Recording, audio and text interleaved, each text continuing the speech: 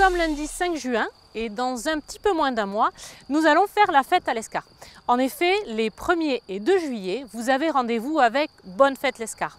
Alors pour parler de Bonne Fête l'Escar, j'ai avec moi Marie-Aimée Capéran-Maury, adjointe en charge des festivités, et Arnaud Pratt, responsable de l'action culturelle et festive. Alors tous les deux vont nous présenter le programme, les nouveautés, pourquoi ces nouveautés. Alors je donne la parole d'abord à Marie-Aimée. Bonsoir Marie-Aimée, j'aimerais qu'on fasse un point avant de rentrer dans le détail de Bonne Fête l'Escar sur le nombre de manifestations qui s'organisent en cette fin d'année, notamment sur les mois de mai, juin, et qui, si j'ai bien compris, sont fort nombreuses. Tout à fait. Alors tous les ans déjà, elles sont très nombreuses. Là cette année, c'est un petit peu plus particulier parce qu'en plus, il y a les 30 ans de l'école de cirque. Donc il y a encore plus de manifestations de cirque, circassiennes, entre les galas et les spectacles professionnels.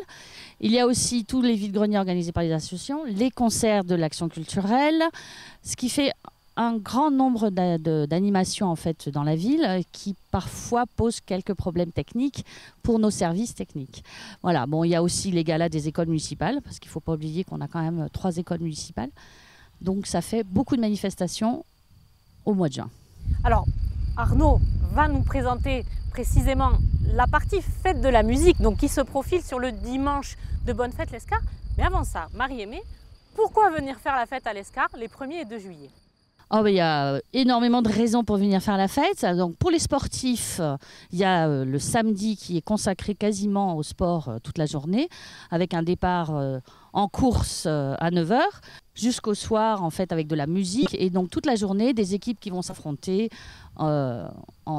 Généralement, sur le thème de l'humour, il y a beaucoup de choses aussi. Ils sont déguisés, donc c'est très, très rigolo.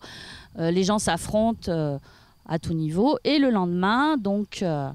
nous avons la fête de la musique, l'avant-fête de la musique qui existait en juin, qui a rejoint les fêtes de l'Escar et qui va être donc, grâce à Arnaud, quelque chose de faramineux. Voilà, fantastique. Fantastique. Alors pour ceux qui ne participeraient pas à la fête du sport le samedi, mais qui voudraient venir profiter des fêtes, commencer à se mettre dans l'ambiance pour le dimanche, qu'est-ce qui est prévu? Il y a beaucoup de choses, même pour ceux qui ne font pas du sport. Il y a de toute manière toute la journée pour les familles, des animations pour les enfants. Tout l'après-midi du samedi jusqu'au soir, il y a un grand spectacle, enfin il n'y a pas un spectacle, mais il y a un concert le soir. Donc les gens peuvent venir manger, les enfants peuvent venir s'amuser. Donc il y a quand même beaucoup de choses aussi sur le samedi. Voilà. Avons-nous cette année aussi les casetas? Bien sûr. Alors les casetas, elles sont là dès samedi matin. Donc on a 4 casetas. Même 5 d'ailleurs, je pense qu'on en a 4 sous une tente qui seront placées d'ailleurs en bas des remparts, qui sera placée là où nous nous trouvons, tout à fait. Et il y aura une autre casetas le dimanche pour la fête de la musique. D'accord. Est-ce qu'on peut citer peut-être les associations qui vont tenir ces casetas? Alors, les 4 associations qui vont tenir ces casetas, c'est le RC Ball, donc le rugby, le handball, le VTT... l'Escar Évasion, voilà, le VTT l'Escar Évasion, et ça y est, j'ai un trou, le volleyball, voilà. Donc nous avons les LPVB aussi. Et le dimanche, il y aura l'association du personnel de la commune. Très bien. Belle nouveauté. Tout à fait. Alors Arnaud, qu'est-ce qui a motivé l'organisation de cette journée fête de la musique? Et puis après, qu'est-ce qui va se passer dans cette fête de la musique? Alors, ce qui a motivé, il y a plusieurs choses. C'était, je dirais, fort du succès de la fusion l'année dernière de la fête du sport et des fêtes de l'Escar. L'idée était de continuer sur cette mouvance, en fait, essayer de trouver une dynamique sur des fêtes qui sont des fêtes patronales, comme elles existent. Et c'est vrai qu'aujourd'hui, c'est important de retrouver quelque chose en plus. On avait donc l'avant-fête de la musique à l'Escar, qui l'année dernière a été un beau succès.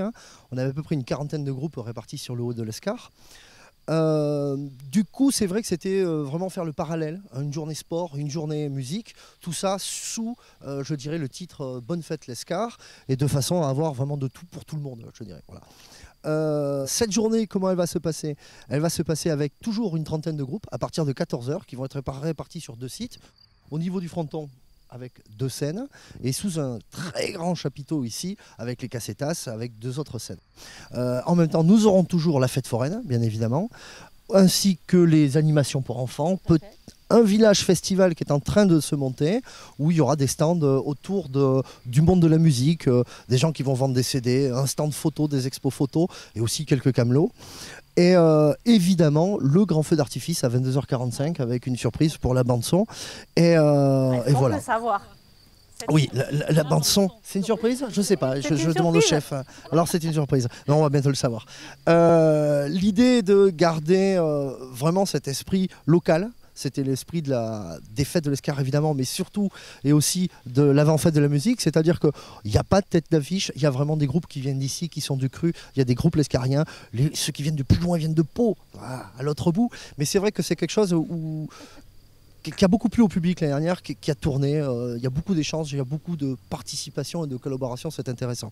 Et enfin, on devrait avoir aussi normalement des expos de motos, d'anciennes voitures, toujours de gens et de locaux, voilà, pour faire une grande fête à l'Escar, sous le signe ce jour-là de la musique, après la journée sport. Alors, fête du sport, c'est FAITES et nous avons programmé une fête de la musique FAITES. Parce que je crois savoir que les groupes locaux, justement, sont invités à se faire connaître pour s'inscrire et participer à cette journée de fête de la musique. Alors, est-ce qu'on peut dire un petit mot là-dessus, s'il reste encore des places, éventuellement? On peut. Des places, il en reste quelques-unes, parce qu'on a reçu beaucoup de demandes jusqu'à maintenant. Et c'est vrai que on veut vraiment garder cet esprit local. Donc moi j'invite évidemment tous les lescariens qui ont envie de participer à nous contacter via le site internet ou les contacts, de façon à prendre la main sur la manifestation et à venir la faire avec nous, que ce soit musicalement, que ce soit pour donner la main ou que ce soit tout simplement pour venir boire un coup et écouter ou participer avec les enfants. Voilà, donc oui, on s'est mis aux couleurs de fête FAITES, donc de façon à garder cet esprit et local et participatif. On fait quelque chose ensemble, c'est la fête, c'est bien. Tout à fait. Je voudrais terminer en disant peut-être qu'il y a une page Facebook Fête de la musique, et puis on va peut-être encourager les gens à liker cette page et puis à commenter, à nous envoyer leurs photos, enfin tout quoi. Moi, je voudrais terminer en disant que en fait, c'est la fête pour tout le monde, surtout, que les gens n'hésitent pas à venir. Tout est gratuit, les animations pour les enfants, à part bien sûr les stands de forains, mais ça, voilà, c'est les forains. Mais tout est gratuit lors de la fête les 2 jours, le samedi et le dimanche. Donc venez en famille, venez avec vos amis, venez boire un coup, venez danser, enfin voilà. Donc écouter de la musique et faire du sport, tout va bien. Voilà.